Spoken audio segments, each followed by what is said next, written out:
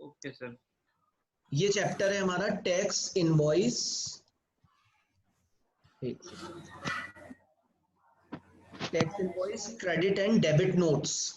Tax invoice आपको मालूम है, टैक्स इनवॉइस वो चीज होती है जिससे आप जिस इनवॉइस में आप जीएसटी कलेक्ट कर सकते हैं, that is known as tax invoice. मैं आपको बता दूं किन किन टर्म्स का है टैक्स इनवॉइस, जिसके अंदर जीएसटी सेपरेटली शो होता है और इसे केवल कौन इशू कर सकता है? Registered taxable person. Tax invoice जिसमें जीएसटी सेपरेटली शो होता है। बिल ऑफ सप्लाई, ये भी रजिस्टर्ड पर्सन ही इशू करता है, बट उस केस में जब उसे टैक्स नहीं लेना होता, यानी when he can not show the tax into the invoice.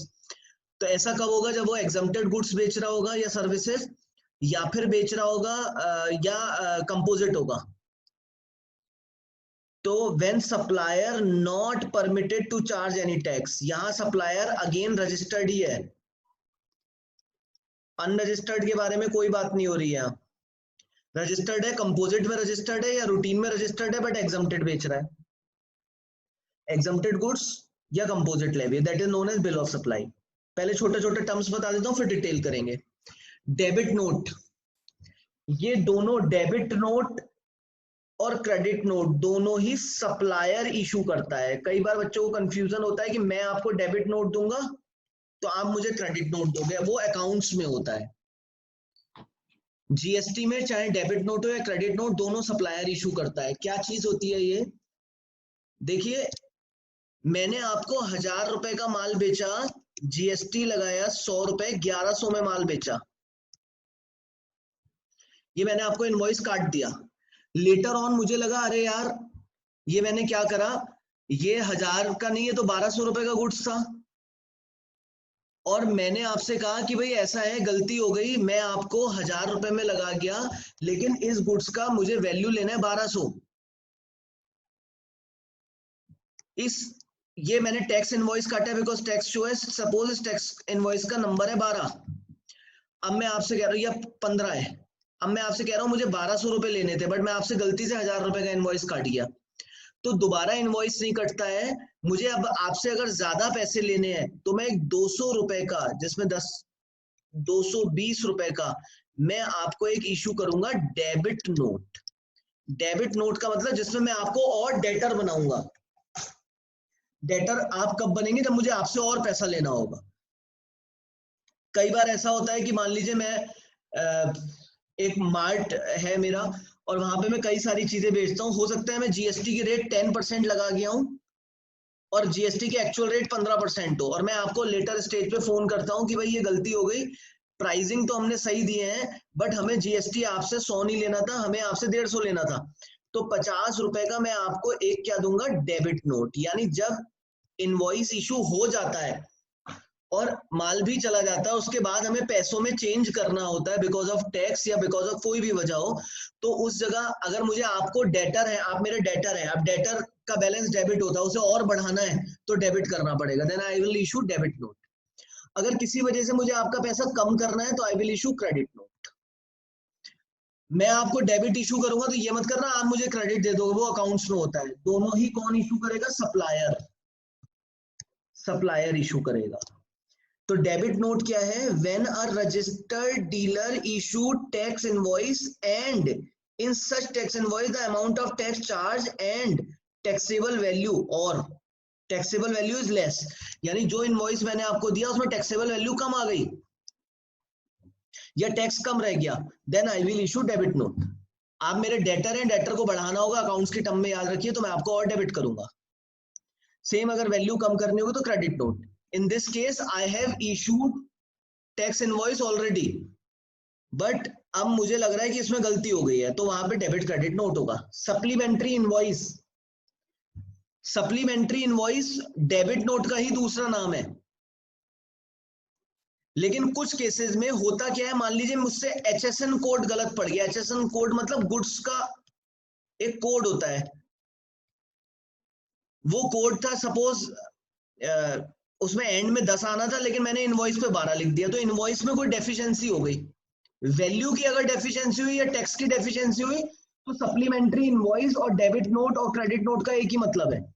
लेकिन वैल्यू के अलावा कोई डेफिशिएंसी हो गई, HSN कोड गलत लिख दिया या हमने कोई और चीज कोई डिस्क्रिप्शन गलत लिख दिया, तो हमें इनवॉइस के साथ उस इनवॉइस की जगह पर एक सप्लीमेंट्री इनवॉइस देना होता है। सर अभी बता रहा हूँ, एक minute. Issued where any deficiency is found in a tax invoice. My voice is not clear. Hello, कट रही है आवाज, आपकी आवाज बहुत रही है, आवाज बहुत कट रही है। अटक रही है वीडियो। अटक रही है? सिर्फ आपको अटक रही है, बाकी बच्चों को भी अटक रही है? अब क्लियर आ रही है आपकी? अटक रही है सर, अब क्लियर आ रही है। क्लियर आ रही है, बीच में अटक गई थी। ओके, अगर फिर अटके तो बताइएगा, फिर देखते हैं, कुछ करते हैं। अभी क्लियर है ना?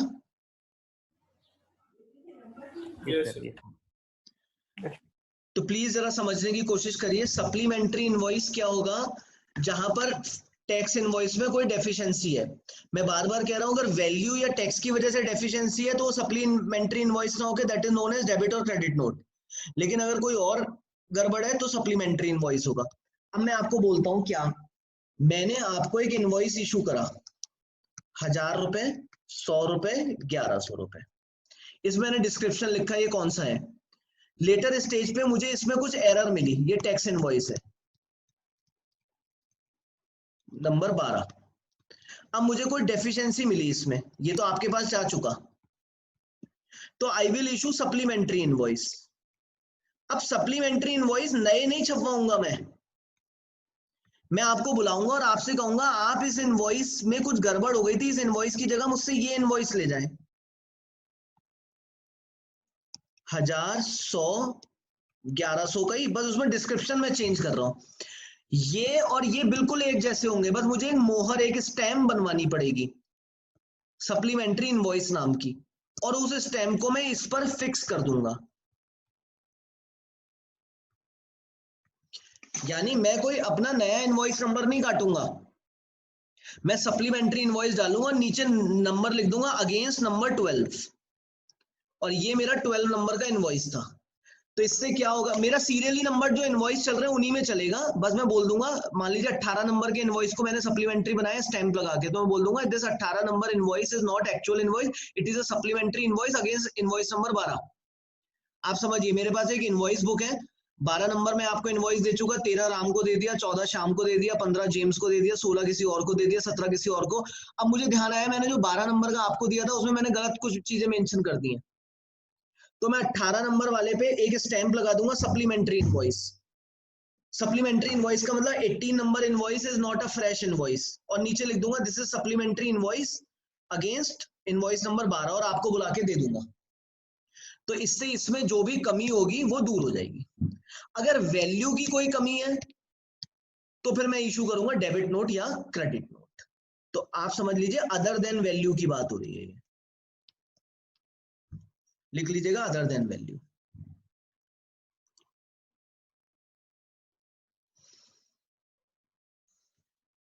रिसीट वाउचर बताता हूं पहले। रिसीट वाउचर क्या है, आपने कहा गौरव सर बैच कब शुरू होगा नया, मैंने कहा बेटा नया बैच शुरू होगा 2 महीने बाद। आपने कहा सर ये 50,000 रुपए एडवांस ले लीजिए। मैंने आपसे 50,000 तो ज्यादा हो जाएगा, आपने 10,000 रुपए एडवांस दिया, मैंने आपसे 10,000 रुपए जैसे ही एडवांस लिया तो अभी ना तो मैंने आपको कोई सर्विस दी है, ना ही मैंने जो है कोई पूरा पेमेंट लिया है, तो मैं इनवॉइस की जगह I can issue receipt voucher, यानी मैं आपको एक वाउचर दे दूंगा अगेंस्ट, जैसे कई बार आप लोग कहते हैं ना रिसीट दे दीजिए सर हमने आपको 10,000 दिए हैं, तो मैं पूरा इनवॉइस नहीं बना रहा। मैंने अगर आपसे कोई एडवांस पेमेंट लिया है तो उसके बदले मैं आपको एक रिसीट दे देता हूं, दैट्स इट, रिसीट वाउचर। और अगर सपोज आप 15 दिन बाद आते हैं और आप कहते हैं सर मेरा एडवांस वापस कर दीजिए, मेरा ट्रांसफर हो रहा है, मैं किसी वजह से क्लास नहीं कर पाऊंगा, in that case I will issue refund voucher. अभी आगे पढ़ाऊंगा, यानी लिखा हुआ रिफंड वाउचर। रिसीट वाउचर, जब आपने मुझे एडवांस दिया, उस एडवांस को मैंने अगर वापस किया तो रिफंड वाउचर होगा। ऐसा क्यों करना पड़ रहा है सर? देखिए होगा क्या,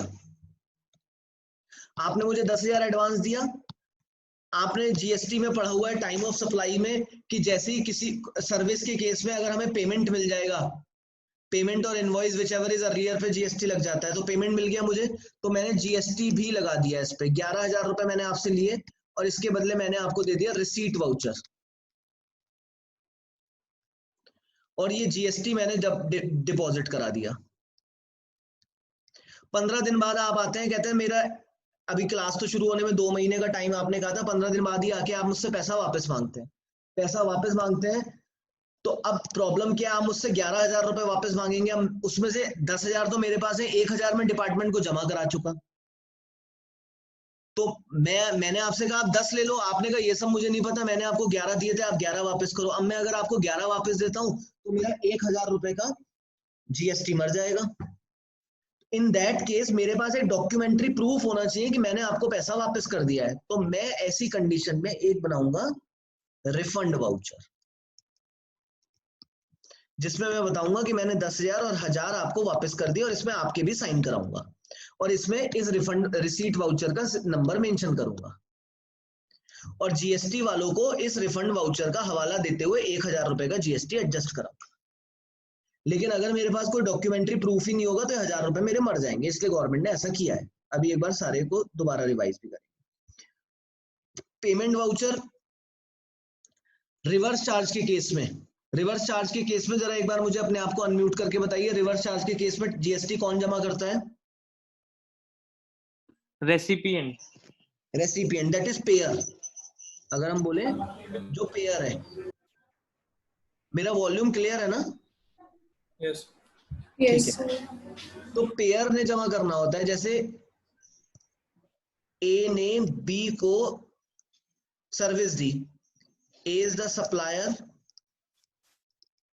B is the recipient. Invoice तो ए काटेगा पर जीएसटी बी ने जमा करना है। तो बी ने जब ए इनवॉइस काटेगा तो इस इनवॉइस में जीएसटी तो मेंशन ही नहीं होगा भाई। सप्लायर जो इनवॉइस काटेगा उसे जीएसटी से क्या मतलब? बी ने जीएसटी जमा करना है तो बी को भी एक वाउचर इशू करना होता है, that is known as payment voucher. B को भी तो कुछ ऐसा डॉक्यूमेंट बनाना पड़ेगा ना जिसमें जीएसटी लिखा हो।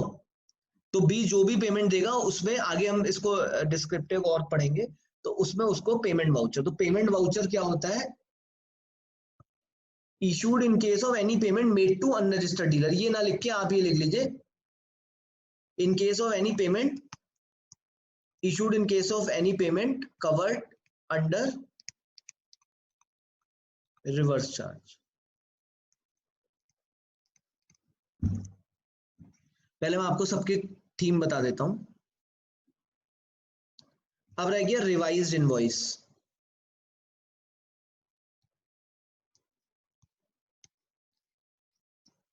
रिवाइज्ड इनवॉइस, यहां आपका थोड़ा ज्ञान की चेकिंग होती है। जैसे 1 अक्टूबर 2020 को कोई लायबल टू बी रजिस्टर्ड हो गया। लायबल मतलब उसकी 20 लाख से ऊपर की टर्नओवर क्रॉस हो गई। जैसी क्रॉस हुई उसे जीएसटी में रजिस्ट्रेशन के लिए अप्लाई पहले करना पड़ेगा या क्रॉस होने के बाद करना पड़ेगा? सेक्शन 25। क्रॉस होने के 30 दिनों के अंदर अंदर। बहुत शानदार, बहुत बढ़िया, बहुत बढ़िया, मजा आ गया। अब इसने क्या करा, इसने अपना अप्लाई करा सपोज 16 अक्टूबर को। इसे अब जिस भी दिन रजिस्ट्रेशन मिले, इसका रजिस्ट्रेशन माना कब से जाएगा? 1 अक्टूबर से। 1 अक्टूबर। अब 1 अक्टूबर से लेके 16 अक्टूबर तक इसने माल सप्लाई करना बंद कर दिया होगा, सप्लाई कर रहा होगा? कर रहा होगा। कर रहा होगा, बट उसमें टैक्स इनवॉइस नहीं दे पा रहा होगा क्योंकि इसके पास जीएसटी रजिस्ट्रेशन नंबर नहीं है। लेकिन कायदे में इसे जीएसटी लेना चाहिए था, बट इसका कहना यह है 16 अक्टूबर तक मेरे पास कोई जीएसटी नंबर नहीं था, इसलिए मैंने टैक्स इनवॉइस नहीं लिया। तो इसने जिन भी लोगों को माल बेचा है, जब इसके पास जीएसटी नंबर आ जाएगा तो उनसे ये टैक्स इनवॉइस वापस लेके उन्हें क्या इशू कर सकता है? Revised voucher, revised invoice. पहले जो इसने इनवॉइस दिए वो टैक्स नहीं थे, उन इनवॉइस में जीएसटी मेंशन नहीं था, इनमें जीएसटी मेंशन होगा। अब सर रिसिपिएंट को तो नुकसान हो जाएगा। नुकसान क्यों होगा? अगर वो रजिस्टर्ड होगा तो उसे जीएसटी का क्लेम मिल जाएगा। हाँ, दूसरी बात, इसने डेफिनेटली 100 प्लस 10 110 का माल बेचना था, इसने 108 109 पे माल वैसे ही बेचा होगा, इसने जीएसटी नहीं लिया होगा, तो भी आपको कंपोजिट में मैंने बताया था बेचेगा तो मार्केट प्राइस के हिसाब से ही। Yes sir. आप सोचिए आप अनरजिस्टर्ड हैं, तो आप मुझे 100 का माल नहीं बेचेंगे, आप मुझे क्या करेंगे, अगर बराबर वाला 110 में बेच रहा है तो आप मुझे 108 का बेच देंगे। बाद में मुझे पता लगा आप रजिस्टर्ड हो गए, आपने कहा सर मैं टैक्स इनवॉइस दे सकता हूं, तो मुझे क्या फायदा होगा, क्योंकि आपने जो 108 का बिल दिया था उसमें मुझे कुछ वापस नहीं करना मिलेगा, और अगर आप 100 प्लस 10 110 का बिल दोगे तो मुझे ये वापस मिल जाएगा। तो ऐसे बोलते हैं रिवाइज इनवॉइस, ये ऑप्शनल है। Revise invoices are issued against the bill already raised without collection of tax during the period one becomes liable to pay tax and registration is granted. इस पीरियड में जो उसने इशू करे registration grant होने तक, उन invoice के बदले रिवाइज इनवॉइस इशू कर सकता है। अब मैं इन्हें डिटेल में पढ़ाऊंगा, बस एक आइडिया के लिए जरा वापस देखिए। टैक्स इनवॉइस जिसमें जीएसटी अलग से शो होगा।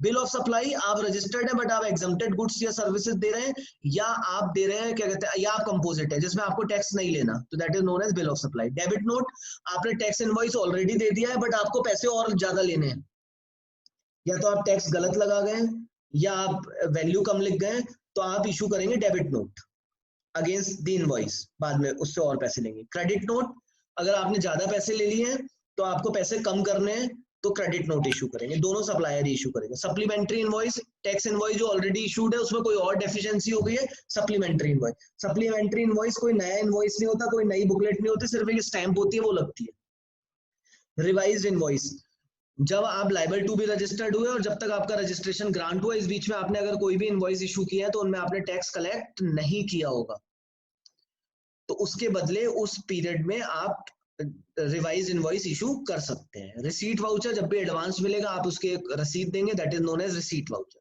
बट इस रिसीट वाउचर का जीएसटी आप फौरन जमा कर चुके होंगे, उस जीएसटी को आपको वापस लेना है। अगर आपने रिफंड किया है तो उसके लिए रिफंड वाउचर होता है, वो आगे चर्चा में आएगा। पेमेंट वाउचर, जब आप रिवर्स चार्ज में आते हैं तो पेयर ने पेमेंट वाउचर इशू करना होता है।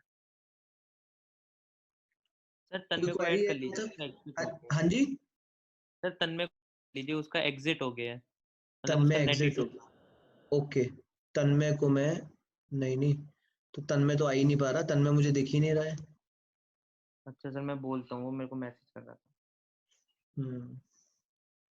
डालूंगा तो मैं हूँ, ये रिकॉर्ड हो रही है क्लास। Okay sir.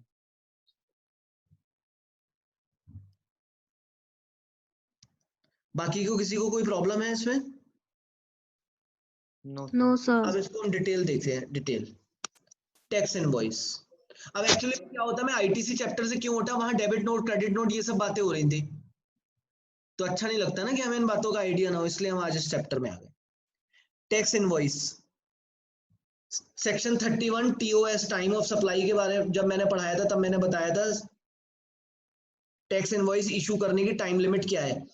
आपको ध्यान होगा, मैं यहां बता दूं टाइम क्या है। टाइम लिमिट गुड्स के केस में और सर्विस के केस में, गुड्स के केस में रिमूवल है या अदर है, मेकिंग अवेलेबल है, यानी एक तरीके से रिमूवल हो रहा है तो ऑन, एट और बिफोर रिमूवल, अरे बिफोर रिमूवल करना पड़ेगा ना। अदर्स के केस में मेकिंग अवेलेबल के टाइम में इनवॉइस इशू करना पड़ेगा। सर्विसेज के केस में बिफोर प्रोविजन ऑफ सर्विस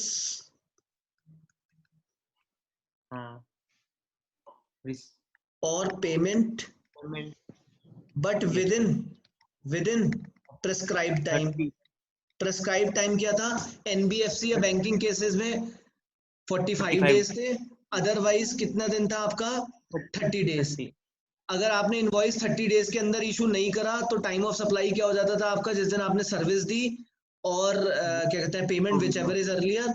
और अगर आपसे सर्विस से, यहाँ पेमेंट की बात नहीं है, यहाँ एक मिनट सॉरी, यहाँ पेमेंट की बात नहीं है, वो कह रहे हैं बिफोर प्रोविजन ऑफ सर्विस और आफ्टर, कभी भी दे दो but with in prescribe time, prescribe time के अंदर देना पड़ेगा। तो बेटे ये टाइम लिमिट मुझे दोबारा पढ़ाने की जरूरत नहीं है, आप याद से देख लीजिएगा एक बार, मैंने उसमें पढ़ाए हुए आपको, ये एग्जांपल से याद आ जाएगा। Katyani security services, security services दे रहे हैं रॉयल ज्वेलर्स को ज्वेलरी एग्जीबिशन के लिए, 5 अक्टूबर को सर्विस दे रहे हैं। अब 5 अक्टूबर को अगर ये किसी को सर्विस दे रहा है तो विद इन 30 डेज इसको इनवॉइस इशू करना चाहिए। तो इसका मतलब 4 नवंबर तक, ठीक है। अच्छा, एक उस समय भी रह गया था कंटिन्यूअस सप्लाई का केस।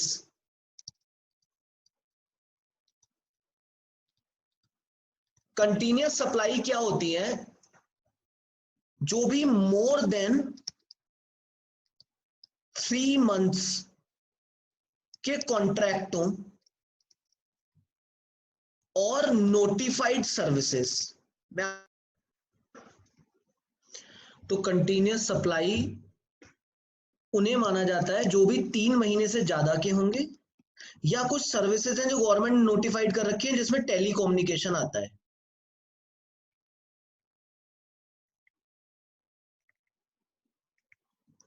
अब मैं आपको बताऊं होता क्या है। जब जैसे मेरा टेलीफोन का बिल आता है पोस्टपेड का आइडिया का, तो अब आइडिया के साथ मेरा कंप्लीशन ऑफ सर्विस तो कभी भी नहीं होगा।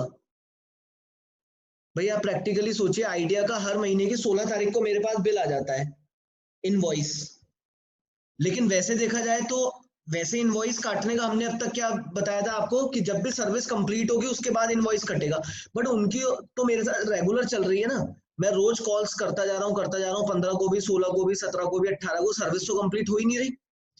तो उनकी सर्विस को गवर्नमेंट ने दिया है कंटिन्यूअस सप्लाई का नाम। और ऐसा कोई कॉन्ट्रैक्ट जो 3 महीने से ज्यादा चलेगा वो तो है ही कंटिन्यूअस। इन कंटिन्यूअस सप्लाई के केसेस में पेमेंट कैसे होती है? इन कंटिन्यूअस सप्लाई के केसेस में प्रोवाइडर और रिसिपिएंट के बीच में कॉन्ट्रैक्ट हो जाता है कि एक सर्टेन डेट को इनवॉइस काटा जाएगा, या एक सर्टेन डेट को पेमेंट किया जाएगा, या एक सर्टेन डेट को पीरियोडिकल स्टेटमेंट देंगे हम आपको कि कितना काम हो गया है, या हम इवेंट डिसाइड कर लेंगे। जैसे मेरा घर बनना है 3 मंजिला 3 फ्लोर्स का, तो मैंने इवेंट डिसाइड कर दिया कॉन्ट्रैक्टर से, भाई अब 1.5 साल लगेगा, तो मैंने कॉन्ट्रैक्टर से ये डिसाइड कर लिया कि भाई तुम जो है जैसी एक फ्लोर कंप्लीट हो मुझे बिल दे देना, यानी on the basis of event. या मैं उससे डिसाइड कर लूंगा कि भाई हर महीने की 25 तारीख को आके मुझे इनवॉइस दे दो, या हर 25 तारीख को मुझसे आके पेमेंट ले लो, या हर 3 महीने का पहले मुझे स्टेटमेंट दे दो। कोई भी चीज जो डिसाइड हो जाएगी उस दिन हमें इनवॉइस इशू करना होता है कंटिन्यूअस सप्लाई के केस में। यानी अदर देन कंटिन्यूअस सप्लाई के केस में, सर्विस के केस में मैं आपको बताऊं, अदर देन कंटिन्यूअस सप्लाई के केस में, हम सर्विस के केस में तो हम ये बोलते हैं कि इनवॉइस कब इशू करना है, सर्विस कंप्लीशन से पहले भी कर सकते हैं और सर्विस कंप्लीशन के बाद भी, बट विद इन 30 डेज। लेकिन अगर कंटिन्यूअस सप्लाई है तो सर्विस कंप्लीट ही नहीं होगी, या होगी तो बहुत टाइम लगेगा, तो उसमें हम एक इनवॉइस की ड्यू डेट खुद डिसाइड कर लेते हैं, पेमेंट की ड्यू डेट डिसाइड कर लेते हैं, या एक पीरियोडिकल स्टेटमेंट की ड्यू डेट डिसाइड कर लेते हैं, या इवेंट डिसाइड कर लेते हैं कि जैसे जैसे इवेंट होगा, कुछ भी चीज जो हम डिसाइड कर लेंगे उस बेसिस पे हमें इनवॉइस इशू करना होगा। जरा देखिए, जैसे मैं आपको बताऊं, ये issue of invoice in case of continuous supply of service 31(5) कहते हैं where due date of payment is ascertained. अगर ड्यू डेट डिसाइड है किस चीज की, पेमेंट की, तो इनवॉइस का भी इशू करना पड़ेगा ऑन और बिफोर दैट ड्यू डेट। लेकिन अगर ड्यू डेट पेमेंट की डिसाइड नहीं है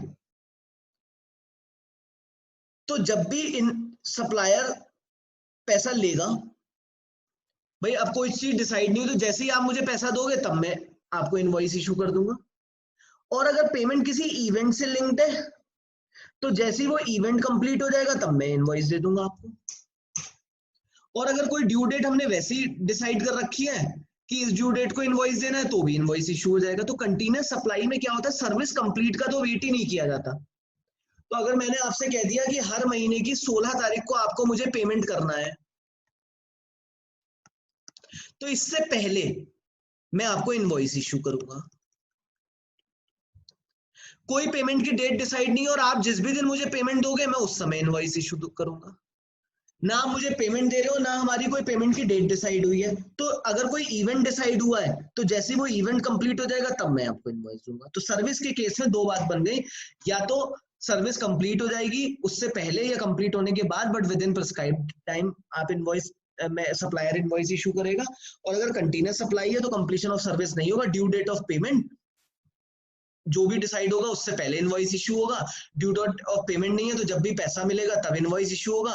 ये सब भी नहीं है, और कोई इवेंट कंप्लीशन डिसाइडेड है कि जब एक इवेंट कंप्लीट हो जाएगा तब आप मुझे पेमेंट दोगे, यानी फर्स्ट फ्लोर पूरा हो जाएगा तब आप पेमेंट दोगे, तो डिसाइड तो इनवॉइस इशू होगा। जरा एक बात समझना, आप मैंने आपसे कहा भाई आप कॉन्ट्रैक्टर हो, मेरा 3 मंजिला मकान बनाओ, आपने कहा 1.5 साल लगेगा। तो जैसे ही आपने 3 महीने से ज्यादा का समय दिया, ये कॉन्ट्रैक्ट मेरा हो गया कंटिन्यूअस सप्लाई। मैंने आपसे कहा मैं हर फ्लोर के कंप्लीशन पे आपको 1 करोड़ रुपए दूंगा, 3 करोड़ का कॉन्ट्रैक्ट डिसाइड हुआ है। अब आप मुझे इनवॉइस कब दोगे?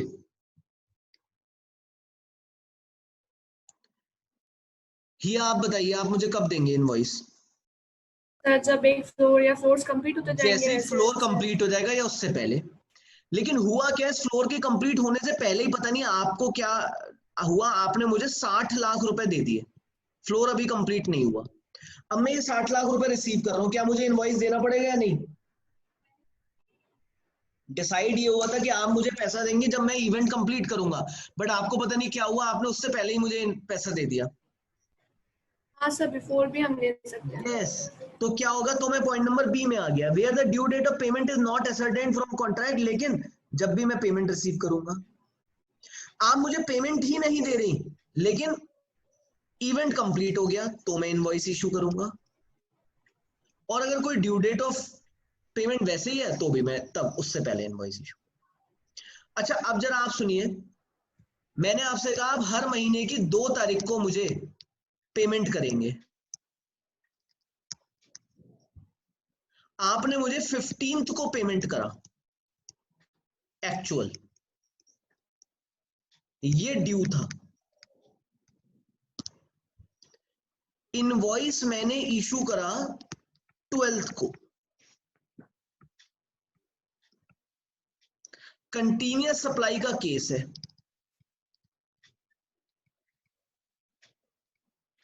बताइए इनवॉइस सही इशू हुआ है या गलत इशू हुआ है?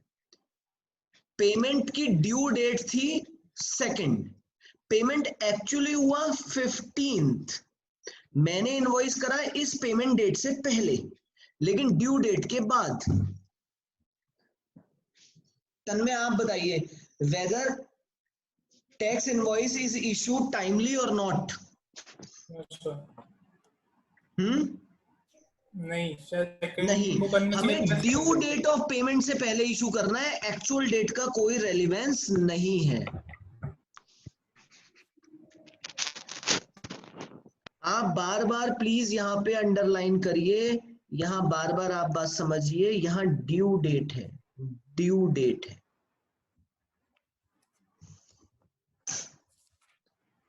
सो इस चैप्टर में सबसे पहले बताया गया किस किस तरीके के invoice, bill of supply, receipt voucher, refund voucher, revised invoices, bill of supply, ये सब मिलेगा। फिर आए हम टैक्स इनवॉइस पर, जो पहला पार्ट था। टैक्स इनवॉइस में आया इसे इसकी ड्यू डेट क्या है इशू करने की। गुड्स के केस में अगर गुड्स का रिमूवल हो रहा है तो बिफोर रिमूवल, अगर रिमूवल नहीं हो रहा तो जब भी मैं आपको डिलीवरी अवेलेबल कराऊंगा उस समय तक। बिना रिमूवल हुए में आप मेरी दुकान से कुछ खरीदने आएंगे तो वो जब मैं आपको अवेलेबल कराऊंगा तभी उस समय इशू करूंगा। गुड्स का केस नहीं है, सर्विस का केस है, तो कंप्लीशन ऑफ सर्विस से पहले या बाद में कभी भी दे सकता हूं, but with in prescribe time. NBFC या बैंक को तो with in 45 days of the completion of service, otherwise 30 days. अगर जो है ये प्रिस्क्राइब टाइम्स है। अगर कंटिन्यूअस सप्लाई है तो कंप्लीशन ऑफ सर्विस होगा ही नहीं, कंप्लीशन ऑफ सर्विस नहीं होगा तो फिर अगर कोई ड्यू डेट ऑफ पेमेंट है तो उससे पहले आप इशू कर दीजिए, उस समय कर दीजिए। ड्यू डेट ऑफ पेमेंट नहीं है, कोई इवेंट है जिससे लिंक्ड है पेमेंट, तो उस इवेंट तक कर दीजिए। अदरवाइज आप जब भी मुझे पेमेंट देंगे तो मुझे आपको इनवॉइस देना है।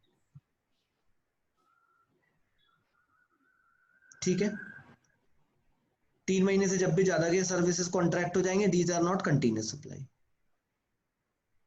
इसके अलावा आप मुझसे बैच पढ़ रहे हैं, मैं आपको इनवॉइस कब दूंगा? जब कंप्लीशन ऑफ सर्विस हो जाएगी।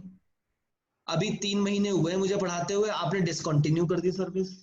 अब कंप्लीशन ऑफ सर्विस का वेट करूं या आपके लिए हो गई कंप्लीट मेरी सर्विसेज? हो गई। वही सर। हो गई। तो जैसे ही कंप्लीट हो गई तो आज ही मुझे इनवॉइस इशू करना पड़ेगा। तो issue of invoice at the time of cessation of supply. अगर सेसेशन ऑफ सप्लाई हो रहा है तो invoice shall be issued at the time when the supply ceases. ये पॉइंट भी हो गया। अगर कोई गवर्नमेंट ने कोई नोटिफाइड सर्विसेज के लिए कोई टाइम रिलैक्स किया है तो भाई उसी रिलैक्सेशन को फॉलो करना। अदरवाइज प्रेस्क्राइब टाइम बता ही दिया तुम्हें, 30/45 डेज। गुड्स के केस में अगर goods Saint on return basis पे भेजा हुआ है तो मैंने बताया था टीओएस के केस में भी 6 महीने तक हम वेट करते हैं। भाई हमने आपको गुड्स भेजा, ये कह के कि पसंद आए तो रख लेना वरना वापस भेज देना। तो रिमूवल के टाइम में तो मैं आपको इनवॉइस दे नहीं सकता क्योंकि पता नहीं आप रखोगे या नहीं रखोगे। तो 6 महीने तक हम वेट करेंगे। 6 महीने तक अगर आपका जवाब नहीं आएगा तो 6 महीने में हम इनवॉइस इशू कर देंगे। लेकिन अगर उससे पहले ही आप कहते हो मुझे पसंद आ गया, मजा आ गया, तो जिस दिन आप कहोगे, जिस दिन वो सप्लाई में कन्वर्ट होगा उसी दिन हम इनवॉइस इशू करेंगे। तो good sale on return basis पे बिफोर और at the time of supply, यानी अगर आप 2 महीने बाद ही कहते हो मुझे गुड्स पसंद आ गया तो मैं आपको इनवॉइस दे दूंगा। अगर आप कुछ नहीं कहते हो तो बस 6 महीने, विच एवर इज अर्लियर के बेसिस पे इनवॉइस इशू हो जाएगा। यहां आइए, अब ये पॉइंट नंबर 2, यहां से क्वेश्चन आ सकता है। Jahnavi cinemas entered into annual maintenance contract for 1 year। 1 साल के कॉन्ट्रैक्ट में अगर कोई एंटर हो रहा है और सर्विस कॉन्ट्रैक्ट है, can we treat it as continuous supply of service? कौन कौन है इस समय मेरे साथ साथ पार्टिसिपेंट? हाँ, मैं नाम लेके पूछ लूंगा। हाँ, अभी तो आपने बता ही दिया कंटिन्यूअस सप्लाई ऑफ सर्विस, मैं मानूंगा इसे। तन्मय, ऋषभ, गर्ग, ऋतिक, ठीक है। अब कंटिन्यूअस सप्लाई ऑफ सर्विस हो गया। अप्रैल से मार्च पूरा 1 साल चलेगा। As per the contract payment for said service had to be made on 7th अप्रैल।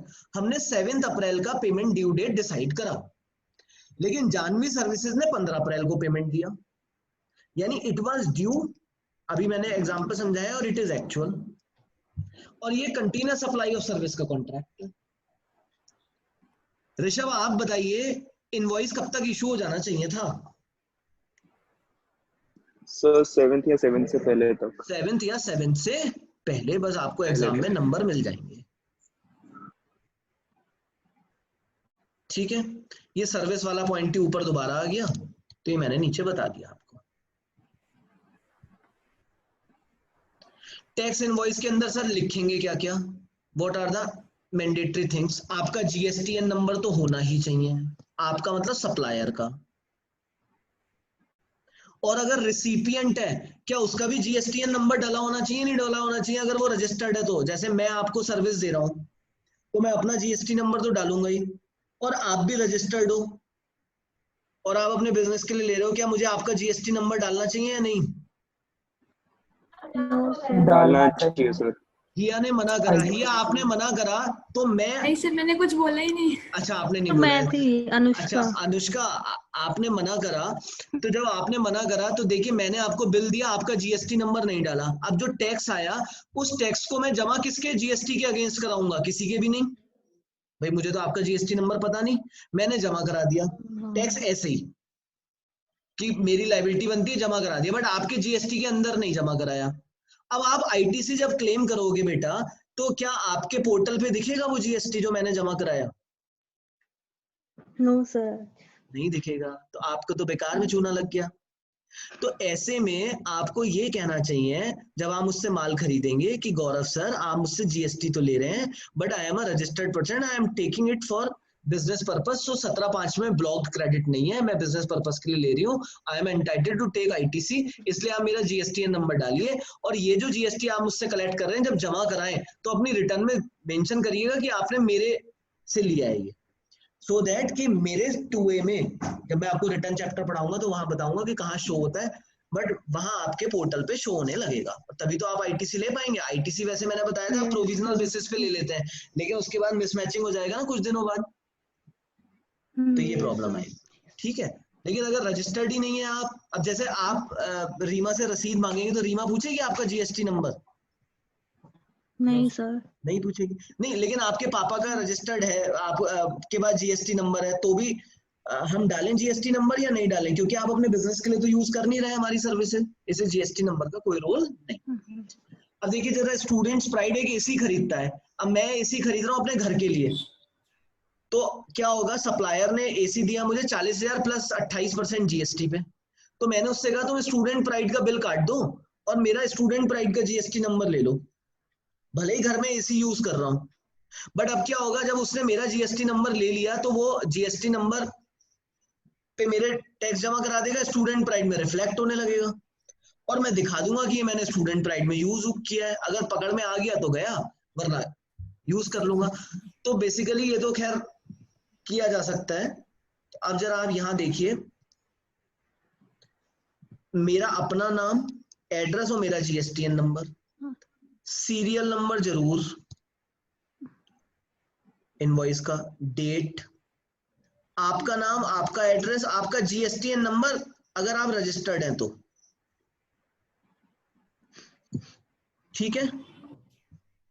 आगे, name and address of the recipient and address of delivery along with the name of state and its code if such recipient is unregistered। आप unregistered है तो name address की क्या जरूरत है भाई? एक बात बताइए, आप कहीं पर जाते हैं, ब्लैकबेरी पे जाते हैं और कपड़े खरीदते हैं, तो वो आपका बिल पूरा बना के देता है, जैसे ऋषभ लेंगे तो ऋषभ गर्ग सन ऑफ ये पूरा एड्रेस सब कुछ डाल के आपको देता है, सिर्फ ये पूछता है बिल किस नाम से बनना है, आपने कहा ऋषभ गर्ग, खत्म हो गई बात। लेकिन अगर आप 50,000 से ज्यादा का माल खरीद रहे हैं तो गवर्नमेंट कहती है नाम भी डलेगा, एड्रेस भी डलेगा, और कहाँ माल डिलीवर हो रहा है वो भी डलेगा, स्टेट भी डलेगी, सब डलेगा। तो आप जब छोटी मोटी चीजें खरीदते हैं तो बस आपके नाम से बिल बन जाता है, वो भी पूछता है किस नाम से बिल बनवाना है। लेकिन आप 50,000 से ऊपर का माल खरीदते हैं तो पूछता है कि किस नाम से बनवाता है और किस एड्रेस पे जाना है और आपका एड्रेस क्या है, सब पूछता है। HSN कोड डलेगा गुड्स का, और सर्विसेज के केस में अकाउंटिंग कोड डलेगा, पर इनमें कुछ छूट होती है वो मैं आपको बताऊंगा, लेकिन अभी आप मानिए फिर टॉपिक से भटक जाएंगे कि कोड डलेंगे, गुड्स के किस डिस्क्रिप्शन का कोड है, मतलब गुड्स का क्या डिस्क्रिप्शन है, गुड्स की डिटेल देनी पड़ेगी।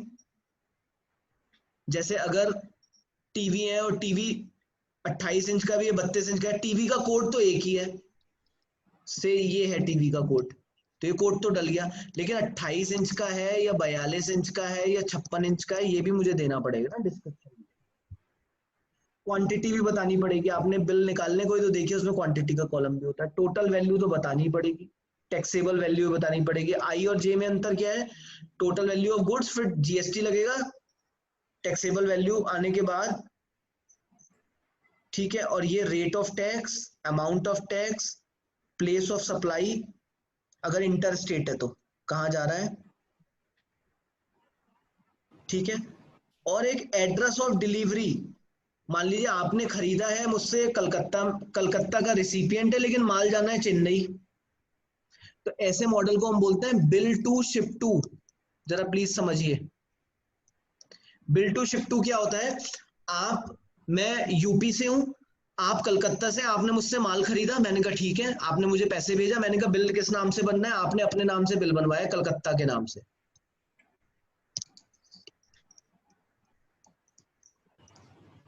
मैंने कहा ठीक है माल भेज रहा हूं, आपने कहा ना ना ना, माल भेजो चेन्नई, चेन्नई में डिलीवरी चाहिए। जैसे ये आपका केस ले लेते हैं, सपोज मुझे कोई अपनी बुक इशू करानी थी, दिल्ली में मेरी बुक प्रिंट होती है, तो दिल्ली वाले ने बुक बना दी और उसने बोला कि गौरव सर मैं भेज रहा हूं, तो मैंने बोला यार तू मुझे भेजेगा फिर मैं लखनऊ भेजूंगा, ऐसा करो बिल मेरे नाम में बना दो, लेकिन one of my student is living in Lucknow, आप बुक भेज दो लखनऊ, तो बिल किसके नाम में, बिल आपके नाम में बनाएगा क्या पब्लिशर, या वो मुझसे पैसे लेगा?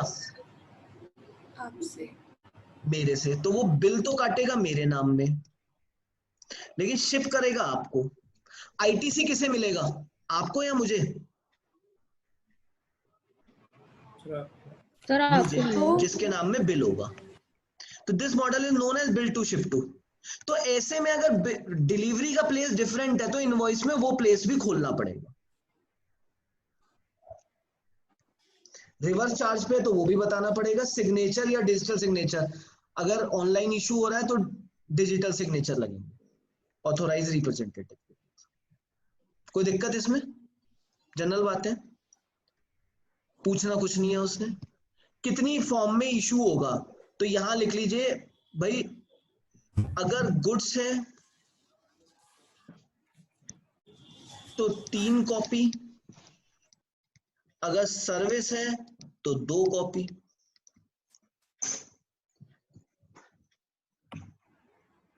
तीन कॉपी, देखिए गुड्स है, आपने मुझसे गुड्स खरीदा, आप दिल्ली में मुरादाबाद में हो, आपने गुड्स खरीदा, तो मैं एक बिल बनाऊंगा, ओरिजिनल बिल आपको दूंगा रिसिपिएंट के लिए, ये तो आपको दूंगा मैं। अब माल रास्ते से जाएगा, ट्रांसपोर्टर को अगर पकड़ लिया तो उसके पास भी कोई डॉक्यूमेंट होना चाहिए, एक कॉपी उसके पास आएगी और एक डुप्लीकेट कॉपी मेरे पास रहेगी। तो ये तो हो गया गुड्स के केस में। लेकिन अगर ट्रांसपोर्ट इन्वॉल्व ही नहीं है तो 2 कॉपी में ही बिल बनेगा। अच्छा, सर्विस के केस में कभी ट्रांसपोर्टर इन्वॉल्व होगा? सर्विस के केस में जनरली होता ही नहीं है ट्रांसपोर्टर। अगर सर्विस के केस में ट्रांसपोर्टर को मतलब ही मैं आपको पढ़ा रहा हूं तो बस आप होगे और मैं होऊंगा, उसमें अगर कोई माल जाना है तो वो गुड्स ही होगा। तो सर्विस के केस में हमेशा 2 कॉपी होते हैं। मुझे आपको पेन ड्राइव भेजनी है तो pen drive is a goods, तो वो फिर यहां आ जाएगा, उसका बिल अलग बनेगा। बट सर्विस के केस में 2 ही कॉपी होंगी। तो प्लीज जरा समझिए, गुड्स के केस में ट्रिप्लीकेट होगा, ओरिजिनल रिसिपिएंट लेगा, एक सब ट्रांसपोर्टर लेगा और तीसरी कॉपी सप्लायर लेगा। सर्विस के केस में डुप्लीकेट बनेगा, ओरिजिनल और डुप्लीकेट लेगा सप्लायर। ये फॉर्मेट आ गया बेटे टैक्स इनवॉइस का, ये देख लेना घर पे। Invoice come bill of supply. अब इनवॉइस तो है जब मैं आपसे टैक्स लूं, बिल ऑफ सप्लाई है जब मैं आपसे टैक्स ना लूं। हो सकता है आप मुझसे 2 चीजें ले रहे हो, एक एग्जम्प्टेड हो एक टैक्सेबल हो। तो पहले क्या होता था, दोनों के लिए अलग अलग बिल काटना था, अभी उन्होंने कहा दोनों के लिए कंबाइंड काट सकते हो। इस पे आईसीआई ने एक इलस्ट्रेशन दिया हुआ है अपने यहां, ये रहा आईसीआई की, वहां से चोरी किया है हमने। A registered person shall issue a separate invoice for supplying both taxable as well as exempted goods. तो आप बोलिए ऐसा नहीं है, आज की डेट में दोनों, अब भाई मैं आपको 2 चीजें दे रहा हूं, एक टैक्सेबल है एग्जम्प्टेड, तो अब मैं दोनों का कंबाइंड बिल काट सकता हूं। तो फॉल्स हो गया अभी।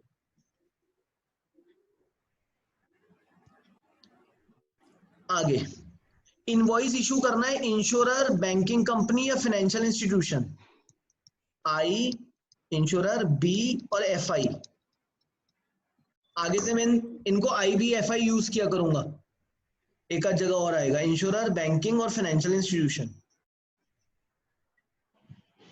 ये आई बी और एफ आई क्या होते हैं, बहुत सारे सर्विसेज देते हैं। बैंक्स का एग्जांपल लेते हैं, मेरे बैंक से रोज पैसे आने जाने होते हैं, रोज बैंक डीडी बनने होते हैं, रोज आरटीजीएस होना होता है। भाई मोटा धंधा है, कभी 10 लाख का आरटीजीएस एक्स को कर रहा हूं, अगले दिन वाई को कर रहा हूं, फिर जेड को कर रहा हूं। तो अब ऐसे में बैंक रोज मुझसे चार्जेस ले रहा है। अब बैंक रोज मुझे इनवॉइस बना के देगा, तो बैंक के पास तो इतने इनवॉइस हो जाएंगे कि बैंक के जो है अकाउंटेंट उन्हीं इनवॉइस के अंदर घिर जाएगा, वो आत्महत्या कर लेगा, इतने इनवॉइस हो जाएंगे। तो बैंक से कहा गया है कि अगर आप एक ही पर्सन के लिए 1 महीने का कंसोलिडेट इनवॉइस दे दो। आप समझ रहे हैं यार, बैंक से तो लोग रोज कराते हैं ना आरटीजीएस, उनके चार्जेस लगते हैं। तो बैंक जब कोई पैसा आपको सहूलियत दे रहा है तो उसका इनवॉइस देगा ना जो चार्जेस ले रहा है। अब वो रोज के रोज आपको इनवॉइस देगा तो कितने इनवॉइस हो जाएंगे उसके, तो कितने ग्राहक हैं। तो पूरे महीने का आपके जितनी बार भी डीटीपीटी बने उन सबके एक ही इनवॉइस इशू कर सकते हैं। दूसरा, बैंक अगर अपने डिस्टिंक्ट पर्सन को, सेक्शन 25 में जो डिस्टिंक्ट पर्सन है, यानी बैंक ने अगर दो रजिस्ट्रेशन ले रखे हैं, दो स्टेट्स में बैंक का काम चल रहा है, बैंक की ब्रांचेस हैं, तो उनके साथ क्वार्टरली सेटलमेंट करेगा। भाई स्टेट बैंक की एक ब्रांच मुरादाबाद है, एक दिल्ली है, एक मुंबई है।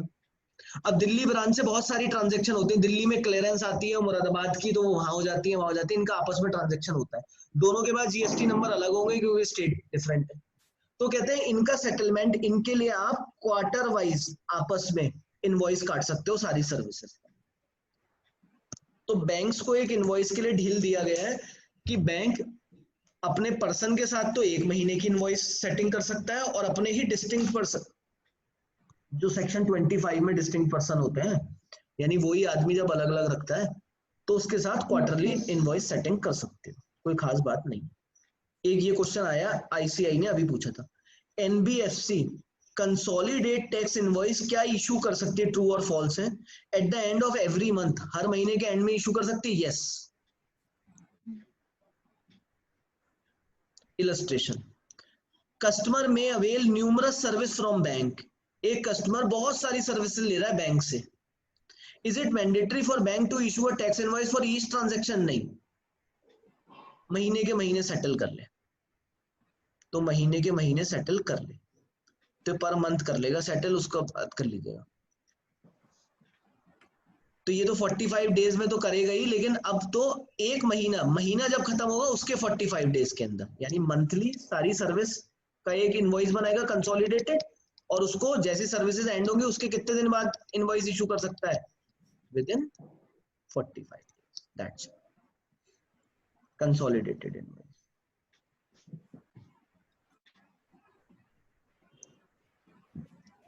नहीं, ये गलत हो गया, सॉरी, मंथ, एक मिनट रुकिए, यहां पढ़िए जरा, एक सेकंड। बैंक्स का डील होता है ना, rule 54 of CGST provide that such entities may issue, यानी एक तो हर ट्रांजैक्शन के बाद 45 डेज में इशू करे, हर ट्रांजैक्शन के बाद, या such entities may issue a consolidated invoice at the end of the month, यानी बैंक के पास दो ऑप्शन है। अगर 45 डेज यूज करना है तो हर एक सर्विस के लिए अलग इशू करना पड़ेगा, और वरना पूरे महीने के एंड में पूरे महीने की सर्विस का इशू कर सकते। तो ये दो रूल में से जो चाहे आप बैंक फॉलो कर सकता है, बैंक आज की डेट में यही फॉलो करेंगे। Now next is bill of supply. Bill of supply आपको मालूम है, बिल ऑफ सप्लाई अनरजिस्टर्ड नहीं देगा, कौन देगा? Registered person. कब? जब वो एग्जम्प्टेड में, यानी जब उसे टैक्स ना कलेक्ट करना हो, एग्जम्प्टेड गुड्स दे रहा हो या रिवर्स चार्ज में आ रहा हो, तो बिल ऑफ सप्लाई देगा। बिल ऑफ सप्लाई भी नहीं देगा अगर 200 रुपए से कम का माल है। अब स्टेशनरी शॉप वाला हूं, आपने 2 पेन खरीदे मुझसे, अब मैं आपको इनवॉइस नहीं दूंगा भाई,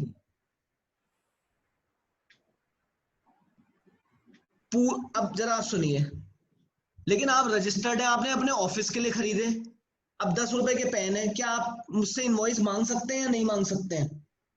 रजिस्टर्ड पर्सन है आप।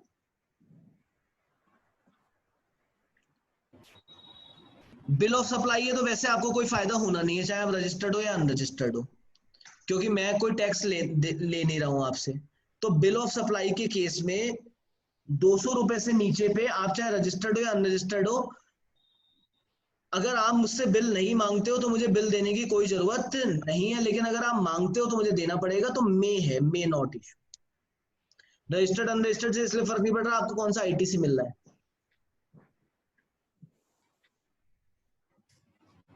रिवाइज टैक्स इनवॉइस मैंने आपको बता दिया ये कब इशू होगा, जब से आप लायबल टू बी रजिस्टर्ड हुए और जब आपका रजिस्ट्रेशन हुआ, इस बीच में जो आपने इनवॉइस इशू करे बिना टैक्स के, आप चाहें तो उनके बदले आप टैक्स इनवॉइस इशू कर सकते हैं में।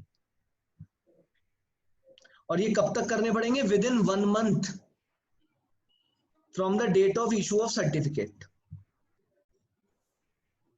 डेट, सर्टिफिकेट तो इशू 16 को ही हुआ ना, भले ही 1 तारीख से इफेक्टिव है, तो 16 तारीख से 1 महीने तक, जो अभी पीछे मैं 16 तारीख बता रहा हूं।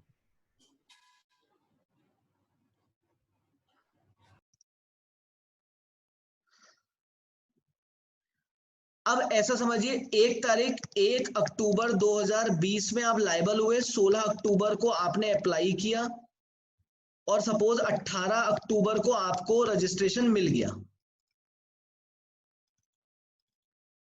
ये आपने अप्लाई किया, लेकिन आपने विद इन 30 डेज मिला, तो इस सर्टिफिकेट में डेट ये लिखी होगी। अब 1 तारीख से लेके 18 तारीख तक, क्योंकि जब तक आपको मिला तब तक के जो भी आपके, एक सेकेंड, 18 तारीख तक जो भी आपने इनवॉइस इशू किए हैं, इन सब की जगह आपके पास ऑप्शन है, आप क्या इशू कर दें, रिवाइज्ड। अब आप जरा समझिए, 1 अक्टूबर को आप ए हैं, आपने मुझे 1000 का माल बेचा 1 अक्टूबर को,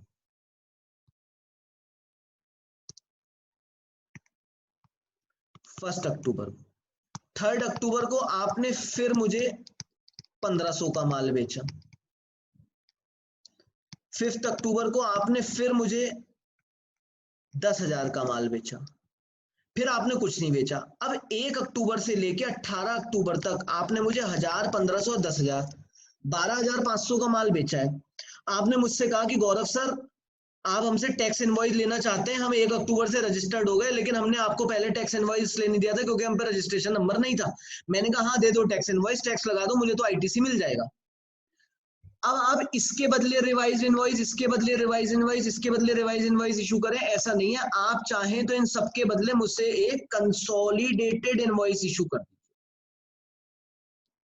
यानी अ registered person may issue a consolidated revised tax invoice in respect of all taxable supplies to unregistered recipient during the period.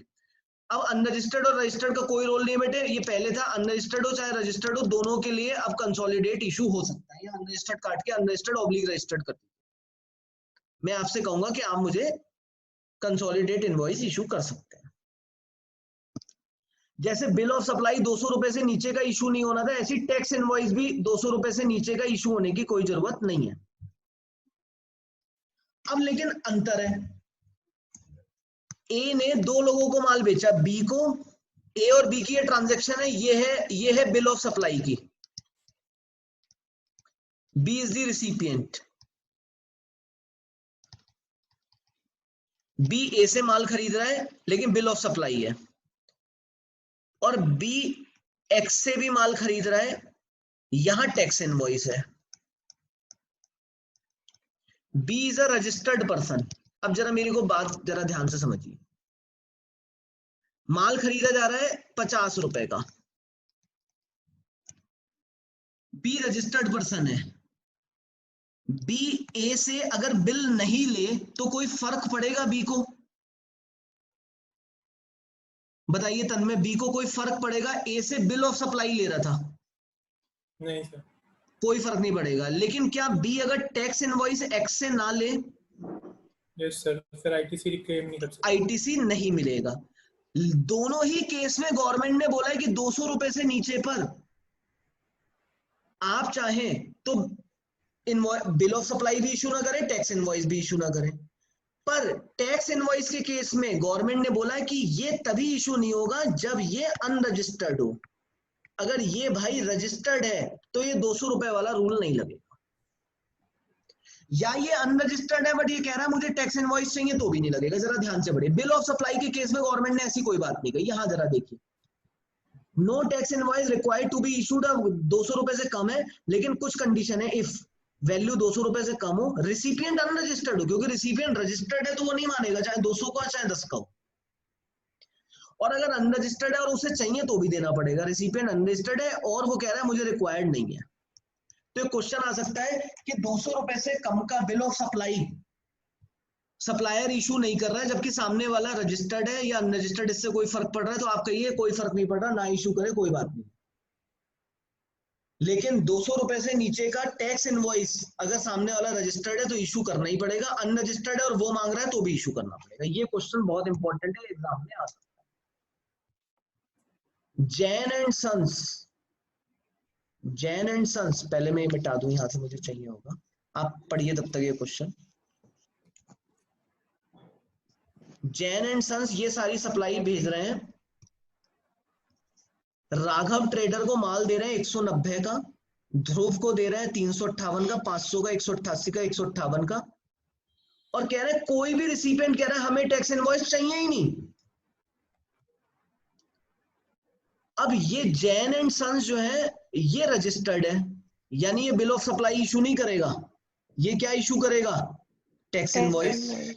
अब टैक्स इनवॉइस करेगा, सामने वाला अगर कह रहा है मुझे टैक्स इनवॉइस नहीं चाहिए तो भी करना पड़ेगा अगर सामने वाला रजिस्टर्ड हुआ। अब जरा देखिए, राघव ट्रेडर जो रजिस्टर्ड है और 190 का माल है, तो 200 से नीचे ना करे, लेकिन रजिस्टर्ड है ना तो करना पड़ेगा। सॉरी, लेकिन कॉम्पोजिट है। कहाँ है? राघव कंपोजिट है? हाँ अच्छा। सर, लिखा है ब्रैकेट में। हाँ ठीक है, Raghav is a composite dealer.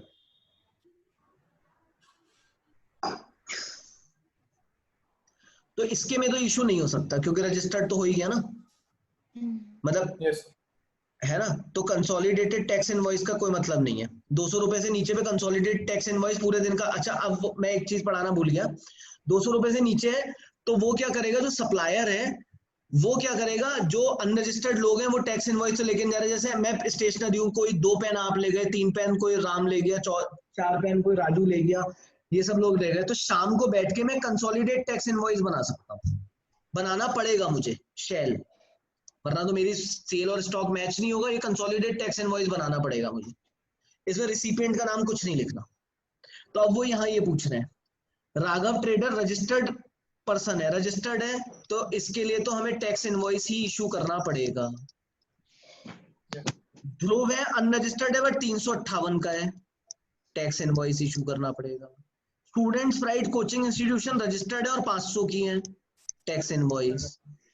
Oberoi orphanage unregistered और 188 का है, इसके लिए नो टैक्स इनवॉइस, यानी ये कंसोलिडेट में जा सकता है।